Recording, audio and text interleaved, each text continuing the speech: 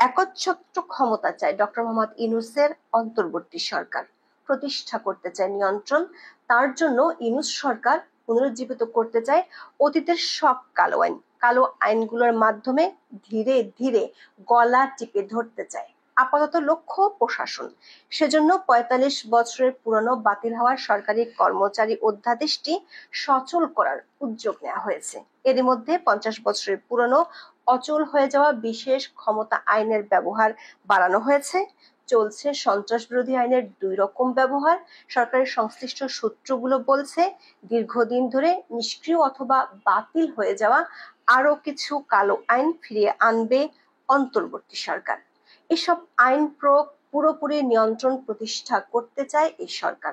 তবে এক সময় যারা এসব কালো আইন ব্যবহারের বিরুদ্ধে ব্যাপক সোচ্চার ছিলেন তাদের অনেকেই এখন ডক্টর ইউনূসের উপদেষ্টা পরিষদে, কিন্তু তারা এঁটেছেন মুখে কুলুপ। একদিকে মানবাধিকার পরিস্থিতির চরম অবনতি, অন্যদিকে কালো আইন প্রয়োগের বাড়বাড়ন্তে প্রশ্ন উঠেছে সরকারের জড়িতদের আগের ভূমিকা শুধুই কি ছিল লোক দেখানো? চলুন যাওয়া যাক বিশ্লেষণে। ২০২৪ সালের ১১ সেপ্টেম্বর জাতির উদ্দেশ্যে ভাষণ দিয়েছিলেন ডক্টর মোহাম্মদ ইউনূস। সে ভাষণে তিনি বলেছিলেন, সন্ত্রাস দমন আইন, ডিজিটাল সাইবার নিরাপত্তা আইনে দায়েরকৃত মামলাগুলো শুধু প্রত্যাহারই করা হবে না, এমন কালো আইনের তালিকা করছে তার সরকার। তিনি জানিয়েছিলেন শিগগিরই তার সরকার এসব কালো আইন বাতিল এবং প্রযোজ্য ক্ষেত্রে সংশোধন করবে। কিন্তু বাস্তবতা বলছে একেবারেই ভিন্ন কথা। বাংলাদেশের ইতিহাসে গত ৫০ বছরে ৬টি আইনকে সবচেয়ে ঘৃণিত ও কালো আইন হিসেবে বিবেচনা করা হয়। তার মধ্যে ৩টি আইন বাতিল হয়েছে, আর যে ৩টি আইন বলবৎ আছে তার সব কয়টি ডক্টর মোহাম্মদ ইউনূস সরকার এরই মধ্যে ব্যবহার করছে পুরো দমে। শুধু তাই নয়, ডক্টর ইউনূস সরকার ফিরিয়ে আনছে বাতিল হওয়া পুরনো কালো আইনগুলো। সরকার একাধিক সূত্র বলছে প্রশাসন নিয়ে হাবুডুবু খাচ্ছে সরকার। প্রশাসনের বেশিরভাগই কোনো না কোনো দলের অনুসারী, তাই নিয়ন্ত্রণ নিতে পারছে না সরকার। কিন্তু সরকার প্রশাসনকে সোজা করতে চায়, সেটি আইন প্রয়োগ করে, কড়া শাস্তির ভয় দেখিয়ে। ডেইলি স্টার প্রকাশিত এক প্রতিবেদনে বলা হয়েছে প্রশাসনের সরকারের নিয়ন্ত্রণ কঠোর করতে চায়। সেজন্য ২০১৮ সালের সরকারি চাকরি আইনটি সংশোধনের উদ্যোগ নিয়েছে অন্তর্বর্তী সরকার। আসলে এটি সংশোধন নয়, বরং পুরাতন একটি আইনে ফেরত যেতে চায় সরকার। ২০১৮ সালের আইনের কারণে ১৯৭৯ সালের সরকারি কর্মচারী অধ্যাদেশটি বাতিল হয়ে গিয়েছিল। অন্তর্বর্তী সরকার এখন সেই পুরাতন আইনে ফেরত যাবে। স্বরাষ্ট্র মন্ত্রণালয় বর্তমান আইনটি সংশোধনের অনুরোধ জানিয়েছিল। এরপর খসড়া তৈরির কাজ করছে জনপ্রশাসন মন্ত্রণালয়। খসড়াটি প্রধান উপদেষ্টার অনুমোদন পেলে মন্ত্রিসভায় উঠবে, পাশ হলে জারি হবে অধ্যাদেশ। কি থাকছে এই আইনে? এই আইন যদি পাশ হয় তাহলে সরকার পাবে এক অসীম ক্ষমতা, সরকারি আমলাদের শায়েস্তা করার ক্ষমতা। তখন সরকারি কর্মচারীদের বিরুদ্ধে কোনো অভিযোগের তদন্ত করা লাগবে না।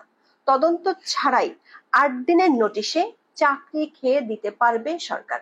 এছাড়া সরকার চাইলে চাকরিতে অনুপস্থিত কর্মচারীকে ৮ দিনের নোটিশে চাকরিচ্যুত করতে পারবে। এর জন্য পিএসসির মতামত বা তদন্তের দরকারই হবে না। এখন যে আইন আছে সে অনুযায়ী কোনো সরকারি কর্মচারীর চাকরির বয়স ২৫ বছর হলে কারণ দর্শানো ছাড়াই তাকে বাধ্যতামূলক অবসর দিতে পারে সরকার। এর বাইরে কোনো কর্মচারীর বিরুদ্ধে শাস্তিমূলক ব্যবস্থা নিতে গেলে ২০১৮ সালের শৃঙ্খলা ও আপিল বিধিমালা অনুযায়ী লম্বা একটা তদন্ত প্রক্রিয়া সরকারকে অনুসরণ করতে হয়। তবে ১৯৭৯ সালে সামরিক সরকারের সময় প্রণীত বিশেষ বিধান পুনর্বহাল হলে সরকারি কর্মচারীদের বিরুদ্ধে ব্যবস্থা নেওয়ার অবাধ ক্ষমতা পাবে সরকার। দীর্ঘদিন ধরে কালো আইন হিসেবে বিবেচিত বিধানটি কেন আবার পুনরুজ্জীবিত করা হচ্ছে তা নিয়ে উঠেছে প্রশ্ন। ডেইলি স্টারের প্রতিবেদনে বলা হয় সরকারি চাকরি আইন সংশোধনের প্রস্তাবিত খসড়ায় ৩ ধরনের শাস্তির কথা বলা হয়েছে: চাকরি থেকে বরখাস্ত, চাকরি থেকে অব্যাহতি এবং পদাবনতি বা বেতন কমিয়ে দেওয়া। 4টি অপরাধে সরকার যে কোনো সময় যে কারো চাকরি খেয়ে দিতে পারবে। এই 4টি অপরাধের সার কথা হলো, সরকারের কথা না শুনলেই অভিযোগ আনা হবে শৃঙ্খলা নষ্টের, পান থেকে চুন খসলে কোনো তদন্ত ছাড়াই 8 দিনের নোটিশে সরকারি কর্মচারীকে চাকরিচ্যুত করা যাবে। 2 ধাপে কার্যকর হবে চূড়ান্ত শাস্তি, তবে আপিলের সুযোগ থাকবে, সেটিও আবার সরকারের কাছেই। দর্শক, ডেইলি স্টারের প্রতিবেদনে জনপ্রশাসন বিশেষজ্ঞ ও সাবেক অতিরিক্ত সচিব ফিরোজ মিয়ার বক্তব্যে স্পষ্ট, একটি কালো আইন পুনরুজ্জীবিত করে প্রশাসনের উপর নিয়ন্ত্রণ কঠোর করতে চায় অন্তর্বর্তী সরকার। তিনি বলেন, জনপ্রশাসনের অযোগ্যতা এবং দুর্বলতার জন্য প্রশাসনের শৃঙ্খলা ফিরছে না, তাই সরকার হয়তো অন্য কোনো উপায় না দেখে এই নিবর্তনমূলক আইন ফিরিয়ে আনতে চাচ্ছে। স্বাধীনতার পর জনপ্রশাসনে এত অযোগ্য নেতৃত্ব আর কখনোই হয়তো ছিল না বলেও মন্তব্য করেছেন তিনি। দর্শক, অতিরিক্ত সচিবের এই বক্তব্য সঠিক হলে নিজেদের নজিরবিহীন ব্যর্থতাকে কালো আইনের প্রয়োগের মাধ্যমে চাপা দিতে চাইছে সরকার। তবে এতে প্রশাসনেও আরো অস্থিরতা তৈরি হওয়ার আশঙ্কা করছেন চাকরিরত কর্মকর্তারা। নাম প্রকাশ না করার শর্তে খোদ আইন মন্ত্রণালয়ের এক কর্মকর্তা বলেন, বিশেষ বিধানের উদ্দেশ্য কখনোই ভালো থাকে না। অন্যদিকে স্থানীয় সরকার বিভাগের এক যুগ্ম সচিব বলেন, এমন পদক্ষেপ কর্মচারীদের চিন্তার স্বাধীনতাকে সংকুচিত এবং সাংবিধানিক অধিকার ক্ষুণ্ণ করবে। তিনি প্রশ্ন রেখে বলেন, 1979 সালে বিশেষ আইনটি করার সময় সংবিধান স্থগিত ছিল। বর্তমান সরকার তো আইনের শাসনে বিশ্বাসী, তারপরেও তারা কেন কালো আইনকে পছন্দ করছে? আবার সরকারি কর্মকর্তাদের কেউ কেউ বলছেন, সামরিক সরকার আমলের অধ্যাদেশকে 45 বছর পর কার্যকর করার যৌক্তিকতা সরকারের ভেবে দেখা উচিত। এটি কর্মচারীদের আতঙ্ক বাড়িয়ে দিতে পারে। স্বরাষ্ট্র মন্ত্রণালয়ের এক কর্মকর্তা জানান, গণ অভ্যুত্থানের পর ক্যাডার কর্মকর্তা সহ বিভিন্ন পর্যায়ের সরকারি কর্মচারীদের আন্দোলন প্রশ্নবিদ্ধ ছিল। যথাযথ আইন না থাকার কারণে তাদের বিরুদ্ধে কঠোর ব্যবস্থা নেওয়া যায়নি। এমন অবস্থায় আইন শৃঙ্খলা পরিস্থিতির প্রত্যাশিত উন্নতি হচ্ছে না। অনেক ক্ষেত্রে কর্মচারীরা সরকারের নির্দেশ ঠিকমতো মানছেন না বা দায়িত্ব থেকে কৌশলে দূরে থাকছেন। এতে সরকারি কাজের গতি ধীর হয়ে যাচ্ছে। এই অবস্থা থেকে উত্তরণে 1979 সালের অধ্যাদেশটি ফেরাতে জনপ্রশাসন মন্ত্রণালয়কে অনুরোধ করেছে স্বরাষ্ট্র মন্ত্রণালয়। অর্থাৎ কালো আইনটি পুনরুজ্জীবিত হলে এর রাজনৈতিক প্রয়োগের পথ ধরতে পারে সরকার, আর মূল শিকার হবেন চাকরির বয়স 25 বছর পূর্ণ হয়নি এমন সরকারি কর্মকর্তা কর্মচারীরা। সরকারের নানান ব্যর্থতার দায়ে সরকারি কর্মচারীদের চাকরি হারানোর ঝুঁকিও বাড়বে। আইনটির মাধ্যমে প্রশাসনের ঘাড়ে চেপে বসতে পারে একচ্ছত্র কর্তৃত্ববাদ। দর্শক, শুধু একটি নয়, ডক্টর মোহাম্মদ ইউনূস সরকার আরো কালো আইন ব্যবহারের নজির আছে। অন্তর্বর্তী সরকারের অনেক সদস্যই মাত্র বছরখানেক আগে যেসব কালাকানুনের বিরুদ্ধে ছিলেন তীব্র সোচ্চার, সেগুলো এখন প্রয়োগ হচ্ছে নির্বিচারে। এমনকি গত আওয়ামী লীগ সরকার সমালোচনার জন্য যেসব কালো আইন ব্যবহার করতো না, ডক্টর ইউনূসের সরকার তা ব্যবহার করা শুরু করেছে। 1974 সালের বিশেষ ক্ষমতা আইনটি গত 21 বছর ধরে ব্যবহৃত হয়নি। মডেল মেঘনা ঢাকা বিশ্ববিদ্যালয়ের এক শিক্ষার্থী এবং আওয়ামী লীগের নেতাদের বিরুদ্ধে এই আইন ব্যবহার করল সরকার। বাংলাদেশে গত 50 বছরে যে 6টি কালো আইন নিয়ে সমালোচনা হয়েছে, সবচেয়ে বেশি তার মধ্যে সবার উপরই আছে এই বিশেষ ক্ষমতা আইন। কারণ এই আইনে সুনির্দিষ্ট অভিযোগ থাকা লাগে না যথাযথ আইনি প্রক্রিয়া। সরকার যখন ইচ্ছে যাকে গ্রেপ্তার করতে সরকার যখন যাকে ইচ্ছে গ্রেপ্তার করতে পারে, জেলে পাঠিয়ে দিতে পারে, বিনা বিচারে আটকে রাখতে পারে। 15 বছরের আওয়ামী লীগ শাসনামলে এই আইনের ব্যবহার বন্ধ ছিল।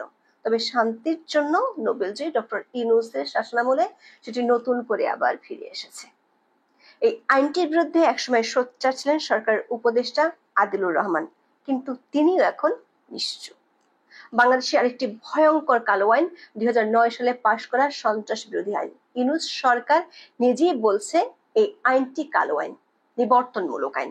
এমন দাবি করে এই আইনে আওয়ামী লীগ আমলে হওয়া সব মামলা পরীক্ষার নির্দেশ দেওয়া হয়েছে। স্বরাষ্ট্র মন্ত্রণালয়ের জননিরাপত্তা বিভাগ এজন্য গত 24 মার্চ 64 জেলার জেলা ম্যাজিস্ট্রেটকে চিঠি দিয়েছে।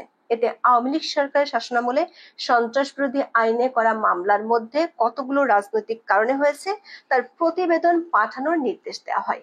কিন্তু আমরা দেখতে পাচ্ছি বর্তমান সরকারের আমলে আওয়ামী লীগ নেতা কর্মীদের বিরুদ্ধে সবচেয়ে বেশি মামলা হচ্ছে এই আইনে।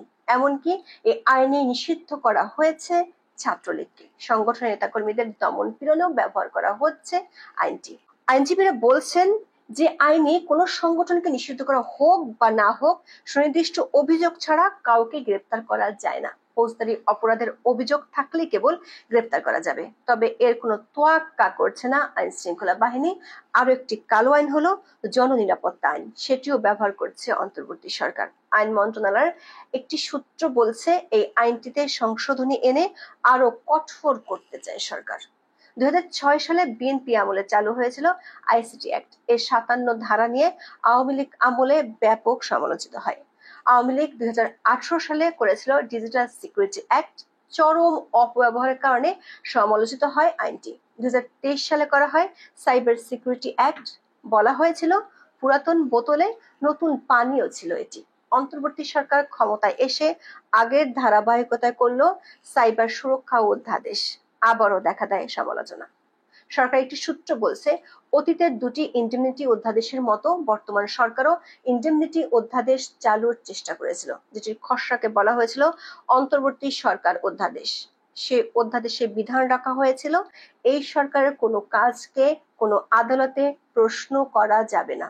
দর্শক, বঙ্গবন্ধু হত্যা প্রসঙ্গে ইন্ডেমনিটি এবং অপারেশন ক্লিন হার্ট প্রসঙ্গে ইন্ডেমনিটি, এই দুটি আইন বাংলাদেশের ইতিহাসে সবচেয়ে ঘৃণিত আইন হিসেবে পরিচিত।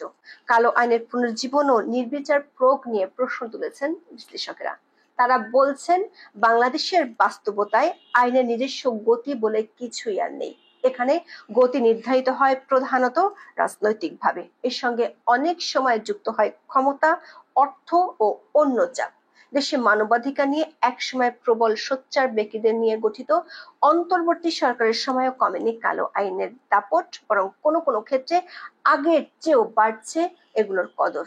আর এর নির্বিচার শিকারে পরিণত হচ্ছে হাজার হাজার মানুষ। আজ এ পর্যন্ত। সবাই ভালো থাকুন, সুস্থ থাকুন, নিরাপদে থাকুন। দেখা হবে আগামী পর্বে।